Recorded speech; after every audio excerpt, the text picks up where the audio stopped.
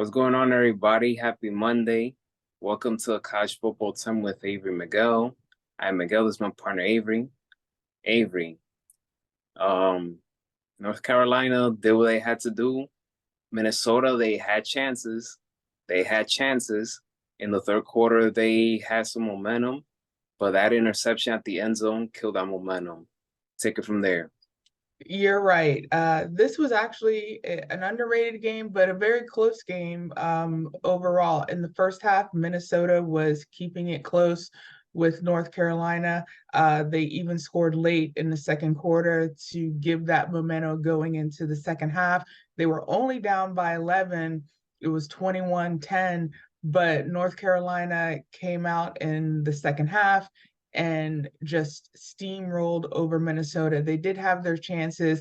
They were converting on field goals, but it just wasn't enough.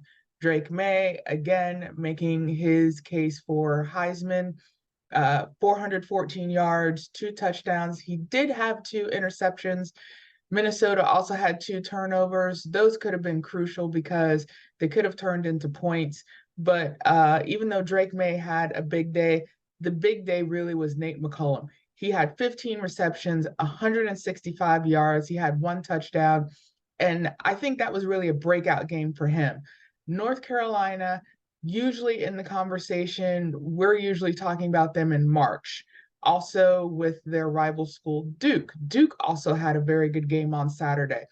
But North Carolina is shaping up to be a very good football team, and they are winning these games not only just outside of their conference, but they're looking to also make a statement within their conference of the ACC as well. And I look forward to the next few weeks where North Carolina can really showcase how they are going to come together as a football team. Minnesota can't really count them out. They have a lot of things working for them. They just need a little bit more help in their defense and also their offense. Their running game was actually pretty good, but in certain instances they were just stopped. But I also look forward to Minnesota, but the day really belonged to the North Carolina Tar Heels, Drake May, Nate McCullum. They did a really fantastic job. Nate McCullum to me was the star of this game. 15 receptions, like you said, he was phenomenal. Drake May, although he had 2 interceptions, Minnesota did not capitalize on those interceptions. They had drop balls, tip balls that cost them. I like what Minnesota head coach said after the game, and I became a fan of him after that post game. He knew that they missed opportunities. They're gonna go back to the drawing board, check the tape, see what they could fix.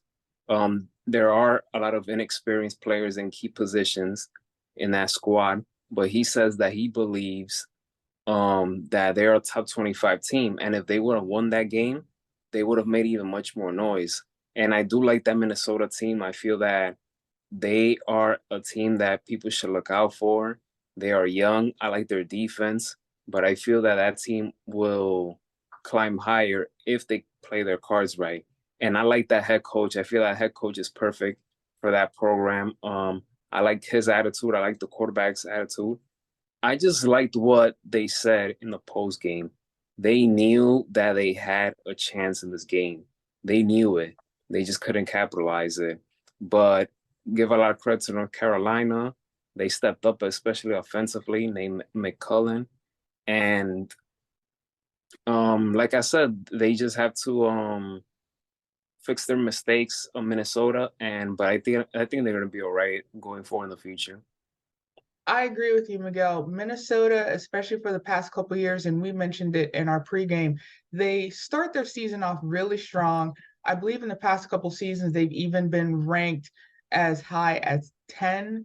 I believe a couple seasons ago, they were even ranked eighth, and they were undefeated. I think they were at about a 6-0 or 7-0 until they played Iowa. And I think that's going to be Minnesota's true test. Unlike North Carolina is just going to play their games.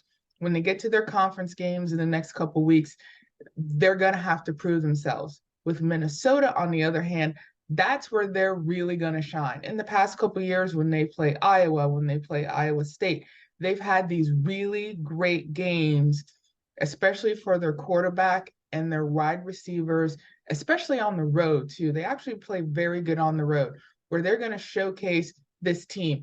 And I really like what you said about Minnesota's head coach. I think this is his fourth or fifth season, and he's done a very good job with his Minnesota Gopher team. And he has instilled a great poise with these young men. A lot of what some head coaches are doing in the past couple seasons that we have seen. And I really like what this is shaping up to, not only a school's football team, but a school's athletic department as well. And in the next few months, we're going to see how these coaches and these young men handle not only these really big games, but also, some crushing defeats as well. And they're going to happen. We would really like every Saturday, every team would win. But we're going to see some of these games that are just absolutely heartbreaking. And those instances are where your head coach, your student athletes, the teammates are going to rally around, and we're going to see how they can handle that. And Minnesota, like you said, I completely agree. Great poise from Saturday. I look forward to seeing them in the next couple of years.